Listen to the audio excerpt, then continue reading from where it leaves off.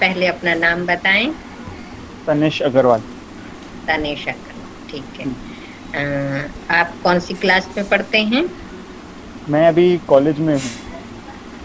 अच्छा अच्छा अच्छा। हाँ, अभी ठीक है 13 चल रहा है मेरा FY BCom डिग्री का फर्स्ट ईयर। ठीक है ठीक है। अच्छा, तो आप का बहुत बहुत स्वागत है थैंक हमारी यू। इस ऑनलाइन अनुभव की श्रृंखला में। ठीक है, थैंक यू मैम। तो हाँ चलिए अब आप अपना अनुभव स्टार्ट करिएगा। जी। सभी को ओम शांति। जब से मैं छोटा हूँ तब से मेरी मम्मी योग में चलती आ रही है। जैसे धीरे धीरे बड़ा हुआ वैसे वैसे योग का महत्व एहसास हुआ। तो मम्मी को देख देख के कभी कभी मैं भी शाम को बाबा को योग लगाना शुरू कर दिया। 10 मिनट 15 मिनट, छोटा था तो तभी इतना भी बहुत लगता था। जैसे जैसे बड़ा हुआ तब एहसास होना शुरू हुआ। अब ये जो मेरा अनुभव है ये तब का है जब मैं 10th स्टैंडर्ड में था। तो 10th स्टैंडर्ड में बोर्ड्स की परीक्षा होती है। क्योंकि ये बोर्ड्स की एग्जाम थी तो मैंने इसकी पढ़ाई बहुत पहले से शुरू कर दी। पढ़ाई चलती पढ़ाई चलती रही और समय बीतता गया। अब आखिर के 6 महीने बाकी थे। तब मैंने अमृत वेला योग करना भी शुरू कर दिया। हर सवेरे उठकर ये संकल्प करता था कि मैं सफलता मूर्त हूँ। सफलता तो मेरा जन्म सिद्ध अधिकार है। मुझे तो बोर्ड में बहुत ही अच्छे मार्क्स आ रहे हैं। मैं मास्टर सर्वशक्तिवान हूँ। सवेरे अमृत वेले के बाद मैं तुरंत 4 बजे ही पढ़ने बैठ जाता था। क्योंकि यही एक समय होता है जब आत्मा बहुत शांत और शक्तिशाली होती है।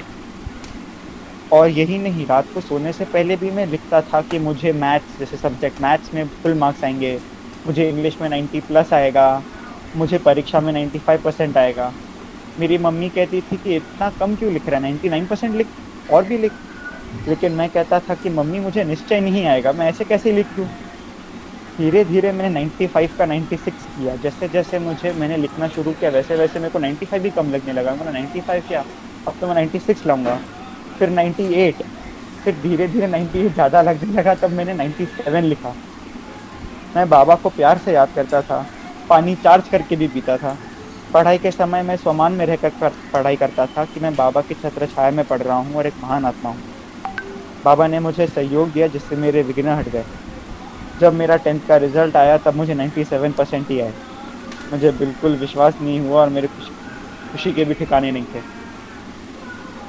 तो ये मेरा पहला अनुभव, और दूसरा अनुभव बताता हूँ मैं आप लोग को। स्वभाव से मैं बहुत ही ये मेरा स्वभाव है कि मैं बहुत ही डरपोक किस्म का हूँ। सेंसिटिव नेचर का भी हूँ। मैं बात बात पर चिंता फिक्र करने लगता हूँ। मैंने अपने आप को चेंज करने की बहुत कोशिश की परंतु कर नहीं पाया।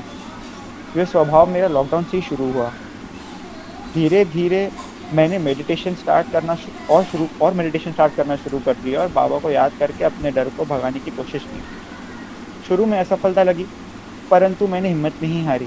फिर मैंने अलग अलग स्टाइल से मेडिटेशन करना शुरू कर दिया। मम्मी के साथ अपनी सारी प्रॉब्लम शेयर की। मम्मी ने मुझे बहुत हेल्प की और मेरे हर डर का सलूशन भी बाबा से मेडिटेशन में मांगती थी। मेरा कनेक्शन बाबा से जोड़कर रखा। मुझे रियलाइज होने लगा कि मैं बहुत नेगेटिव सोचता था। फिर मैंने बहुत पॉजिटिव सोचना शुरू कर दिया। और मेरे में बहुत जल्दी जल्दी चेंजेस आने शुरू हुए। अब मुझे रियलाइज होता है कि मैं पहले बहुत ही अंधेरे, बहुत ही डार्कनेस में था और अब जाके एक लाइट में आया हूँ। प्रेजेंटली मैं अभी अपने CA के एग्जाम्स के लिए प्रिपेयर कर रहा हूँ। मैं दिन में 6 से 8 घंटा पढ़ता हूँ, लेकिन जब भी पढ़ता हूँ बाबा को सौंप कर पढ़ता हूँ। पढ़ने से पहले बाबा को याद करता हूँ। उनसे कहता हूँ कि ये पढ़ाई तो सिर्फ आपको याद करने का जरिया है। मैं कितना लकी हूँ कि मैं एक स्टूडेंट हूँ। हमेशा बाबा से जुड़ा रहता हूँ।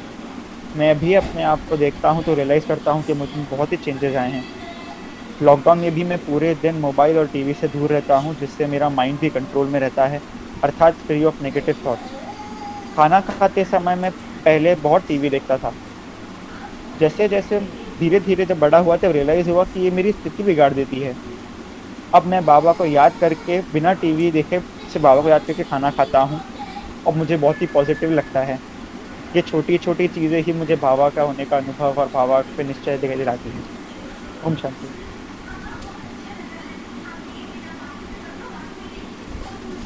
हो गया बस। ओम शांति। आपका तो अनुभव बहुत अच्छा है भाई। Thank you. आप देखो, इतना छोटे होते हुए और कितना हर कार्य करते हैं, और टीवी भी नहीं देखते हैं। टीवी देखते हुए माना भोजन नहीं करते, ये तो बहुत बड़ी आपकी सफलता है। आज मुझे नहीं लगता है कोई बच्चा ऐसा होगा जो भोजन के समय टीवी या मोबाइल देख करके भोजन ना खाता हो, नहीं। पर आपकी ये विशेषता रही कि आप बाबा की याद में ही आप भोजन ग्रहण करते हैं। भाई सब भाई का बहुत बहुत थैंक्स करें। देखो आपके कमेंट्स भी आ रहे हैं, थैंक यू। वेरी नाइस हैं, बहुत अच्छा। क्योंकि Thank आजकल के बच्चे, मैं तो समझ